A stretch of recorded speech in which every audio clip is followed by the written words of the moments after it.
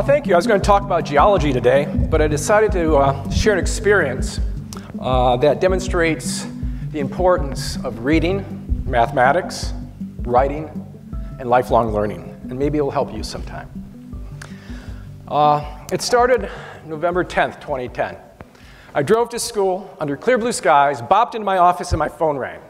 It's my doctor. He told me I had cancer, specifically Leiomyosarcoma. I peppered him with questions, and he told me he couldn't answer them. The cancer is so rare, he didn't know anything about it. I'd have to see a specialist. When I hung up, I was scared. I felt alone. I was frustrated.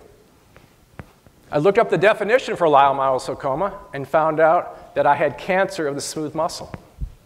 Now, I had a diagnosis, but I didn't have a prognosis. And then I did something stupid.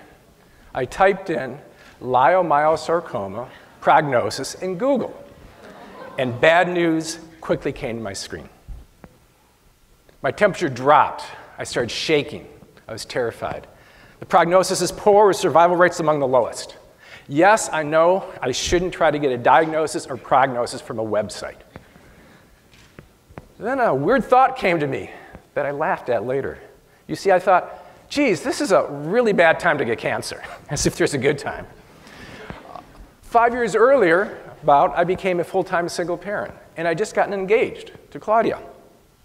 So I had this unknown prognosis, and what I did is I poured my worst fears into that unknown box, and I became more terrified, and emotions flooded over me.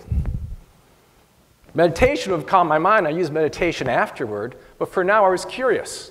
I wanted to know what I was up against. I wanted to replace my fears with knowledge. So I decided I had to read the medical literature. I thought to myself, hey, I read articles all the time. Scientific articles, I read them every week. All I had to do is find the articles and probably learn some new vocabulary.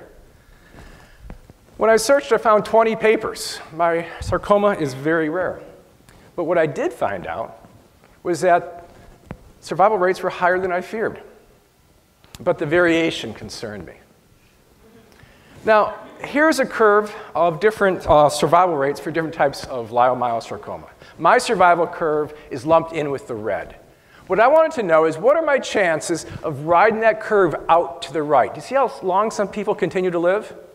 Now, to answer that question, I went back to the papers and collected all the survival indicators. I made a list. And this comforted me, because I knew what I was up against. And then what I did is I compared my list to my pathology report. And early indicators were good. I had one small tumor with few cellular divisions. I decided to write a summary sheet on what was known, and then I'd add to it and write other summary sheets as I gained more information. Claudia and I would read these summaries when our imaginations spiraled out of control with fears. These sheets calmed us. They grounded us. I then was able to see my oncologist, and she determined that my tumor was a primary tumor, which is a piece of good news. She also told me I had to have surgery to remove it, because chemotherapy and radiation would have limited effects on my tumor. I had surgery during finals week and had to wait 3 long weeks for the results, but the results had more good news. I then entered a very long 5-year phase of monitoring, CT scans and x-rays, which ended last year. Now the chance of my cancer recurring is less than my chance of dying from some other normal cause.